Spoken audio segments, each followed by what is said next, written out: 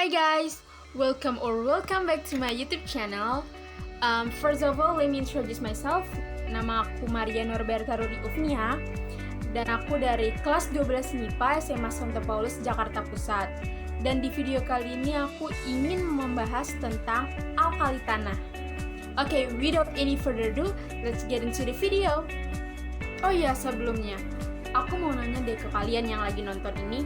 Pernah nggak sih misalnya kalian lagi terlambat nih, kalian lagi naik ojek, terus kalian request ke abang ojeknya kayak, "Bang, buruan dong, ngebut aja, udah terlambat nih." Pasti pernah kan? Kalian tahu nggak sih bahaya banget kalau kita ngebut di jalan?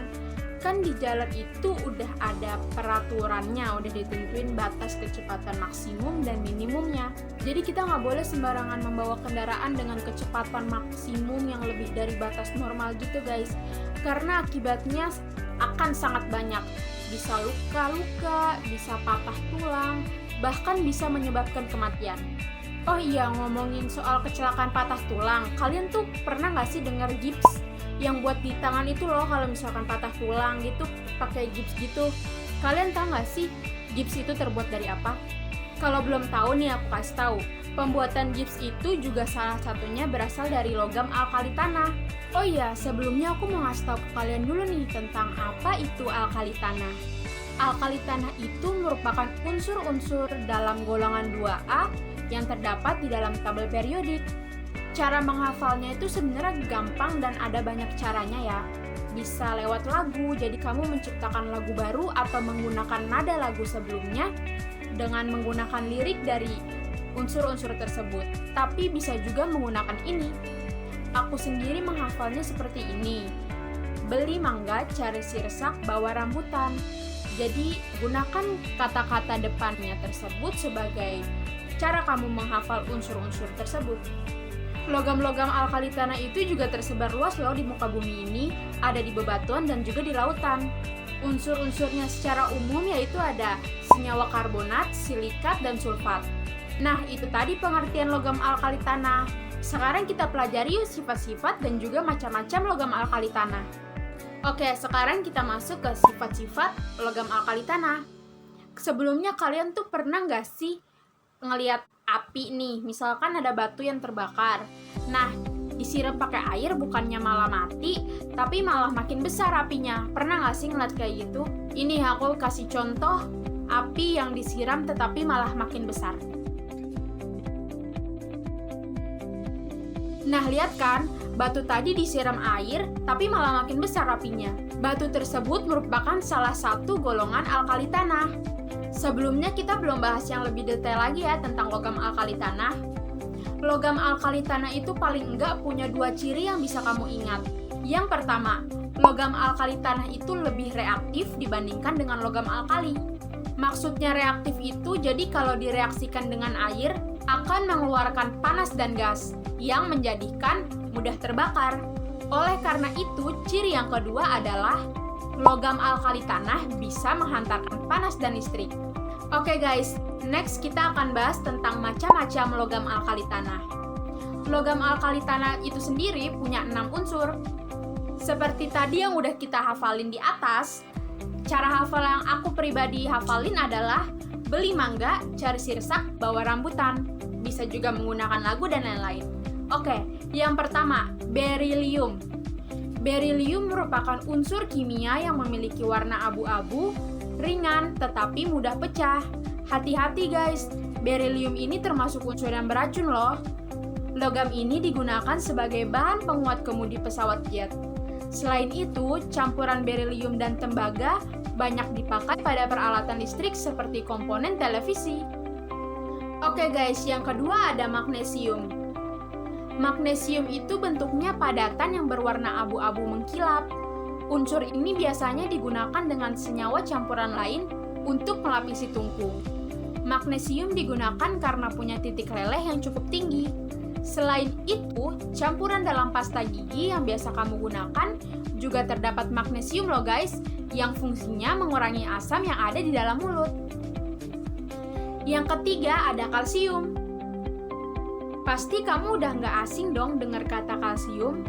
Yap, Unsur yang banyak terdapat pada susu ini bagi manusia berfungsi sebagai pembentuk tulang dan gigi. Kalsium memiliki ciri putih keperakan. Selain terdapat pada susu, kalsium juga digunakan sebagai campuran membuat gips patah tulang. Tadi di bagian awal kita kan udah bahas tentang gips. Nah, itu juga berasal dari kalsium. Dan juga tadi di awal aku sempat bahas tentang batu yang terkena api lalu disiram air, tetapi malah makin besar. Nah, itu juga karena campuran kalsium. Batu karbit atau kalsium karbida merupakan bahan pembuat gas asetilena untuk pengelasan. Yang keempat ada strontium. Strontium ditemukan oleh Adair Craworth dan William Cruikshank. Penamaan strontium atau strontium diambil dari sebuah desa di Skotlandian. Strontium merupakan logam lunak yang berwarna perak kekuningan. Unsur ini sangat reaktif dan bisa membentuk lapisan oksida yang gelap jika terkena udara. Strontium dulunya digunakan sebagai senyawa karbonat dalam pembuatan kaca televisi yang masih menggunakan tabung sinar katoda. Seiring perkembangan zaman, yang sekarang sudah berupa LED, penggunaan strontium menurun cukup drastis. Yang kelima ada barium. Barium itu nggak pernah ditemuin di alam sebagai unsur bebas ya guys.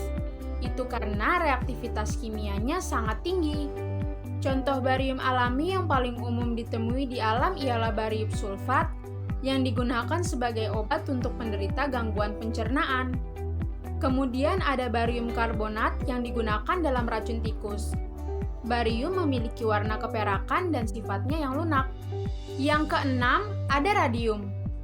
Radium memiliki warna hampir putih bersih. Tapi jika sudah teroksidasi sama udara, warnanya bakal berubah menjadi hitam. Radium ini memiliki tingkat radioaktif yang tinggi loh guys. Di bidang kesehatan, radium disuntikan kepada penderita kanker prostat yang sudah menyebar ke tulang. Tadi sudah disebutkan bahwa radium memiliki tingkat radioaktif yang tinggi.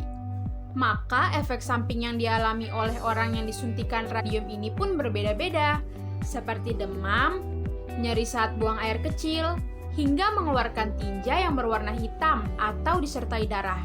Mengerikan sekali ya guys. Oh ya guys, sebelum kita menyelesaikan video ini, aku mau drop satu contoh soal yang akan aku jelaskan kenapa jawabannya seperti itu. Jika dibandingkan dengan logam alkali, alkali tanah memiliki sifat fisik yang lebih keras.